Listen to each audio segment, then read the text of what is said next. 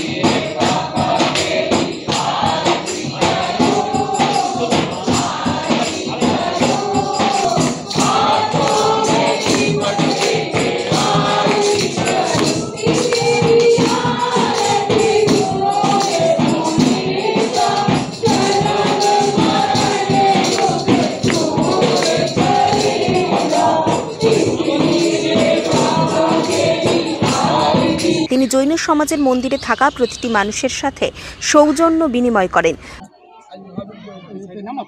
দেখুন, গতকাল নবকার মহামন্ত্র ছিল, 120টা দেশে পালিত হয়েছে এবং সেখানে প্রধানমন্ত্রীজি 48 মিনিট ধরে কিভাবে সংসদে, নতুন সংসদ ভবনে জৈন সমাজের সমস্ত তীর্থঙ্করের তার পোর্ট্রেট লাগানো, তার বাণী সব তুলে ধরেছেন।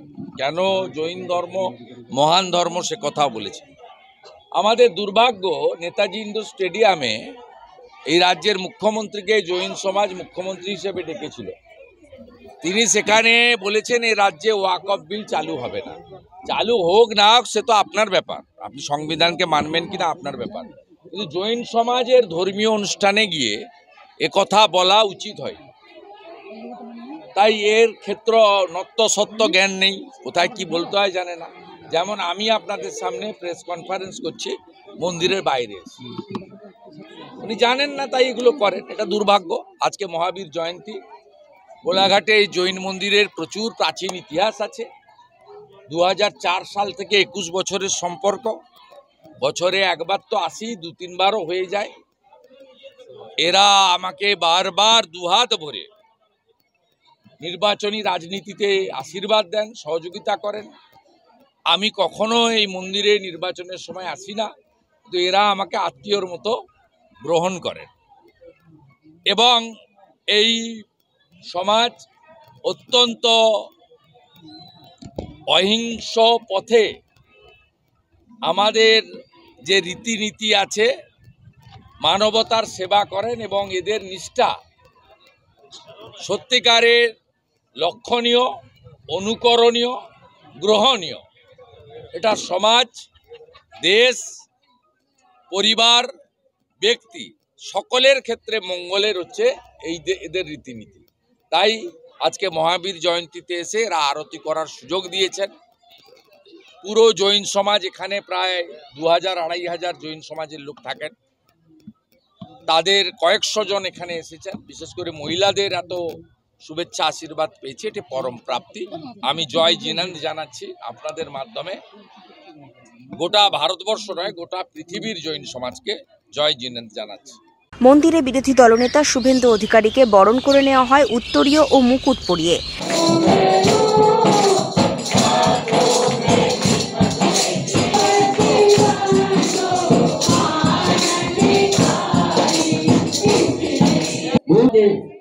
पंचायत मेंबर श्रीमान अनंत कुमार जी,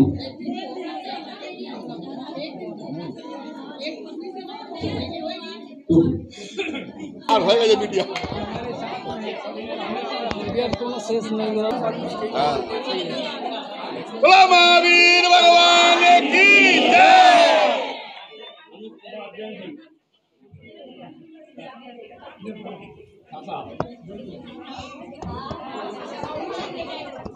भूतपूर्व मंत्री श्रीमान कमल कुमार जैन।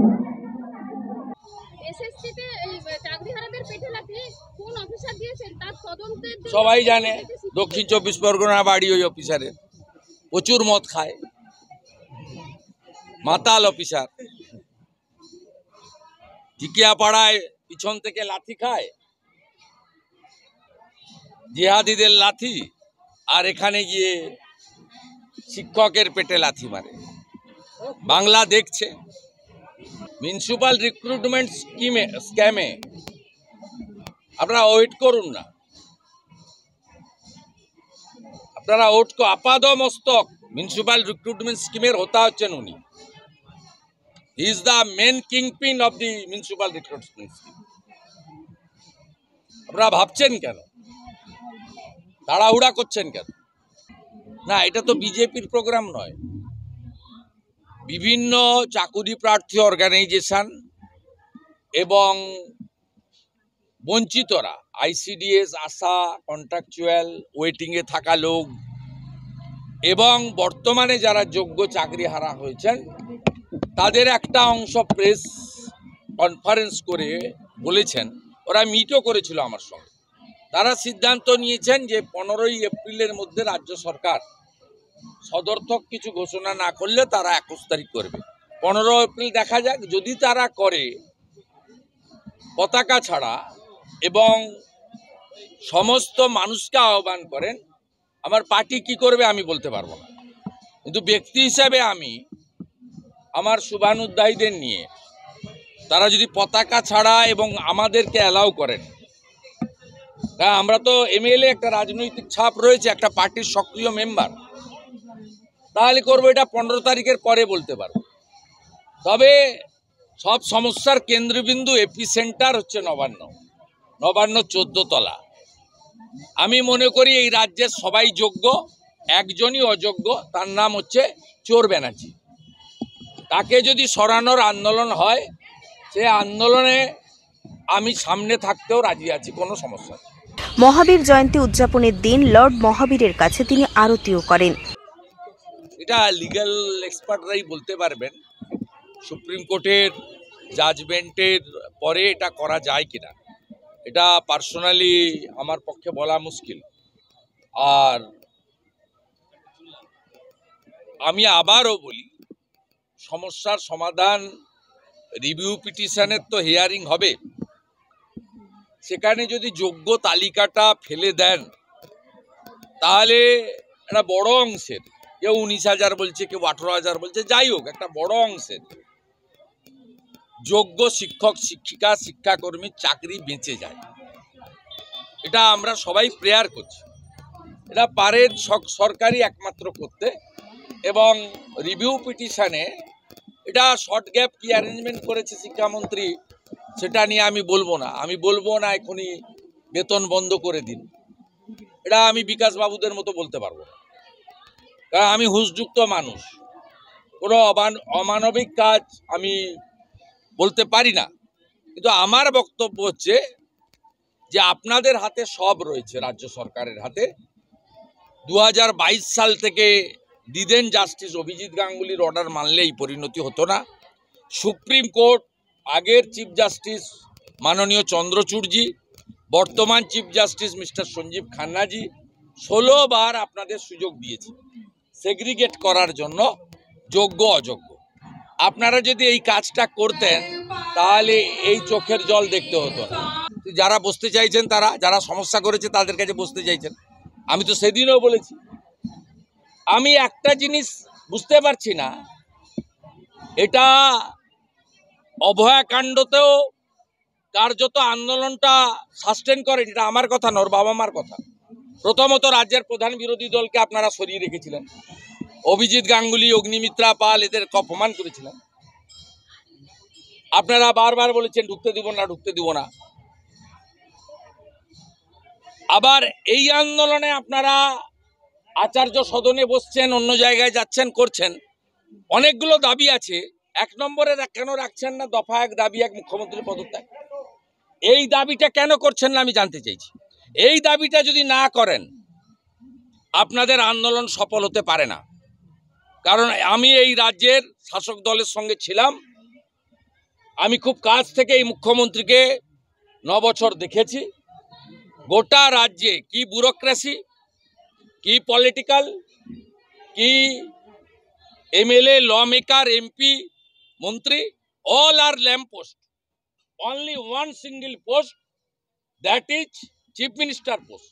এই রাজ্যের বর্তমান শিক্ষামন্ত্রীকে 13 সালে ঘাড় ধাক্কা মেরে সরিয়ে নিজের লোক পার্থ চ্যাটার্জিকে বসিয়েছিল এই মমতা ব্যানার্জি দুর্নীতি করার জন্য। এই মমতা ব্যানার্জি গত সোমবার দিন নেতাজি ইন্ডোর স্টেডিয়ামে পার্টির ক্যাডারদের নিয়ে মিটিং করেছিল, সেখানে রাজ্যের উচ্চশিক্ষামন্ত্রী বা শিক্ষামন্ত্রীকে একটা শব্দ বাক্য বলতে দেয়নি। প্রকাশ্য রাস্তায় গরু খাওয়া সুবোধ সরকারকে দিয়ে বলিয়েছে। 10,000 টাকা দিলে যিনি ভাষণ দিতে যান সিপিএম এর নেতা আবুল বাসারকে দিয়ে বলিয়েছেন। আগে সিপিএম ছিল দুটোই, 11-র পরে আসামাল। নন্দীগ্রাম সিঙ্গুর বিরোধিতা করেছে এই সুবোধও আর আবুলও।